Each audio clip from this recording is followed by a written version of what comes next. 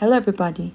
In today's video, I'm going to show you how to leave a review on Temu. If you've received an order from Temu and want to share your experience, leaving a review is a great way to help other shoppers make informed decisions. To get started, firstly open the Temu app on a device. And next is you need to select the U icon in the bottom, that is your profile icon here.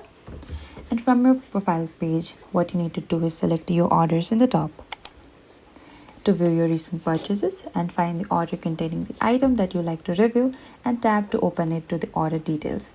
And if the item is eligible for a review, tap write a review or rate product and choose a star rating based on experience, then write a review in the text box. Share honest feedback about the product's quality, size, appearance, shipping or overall value.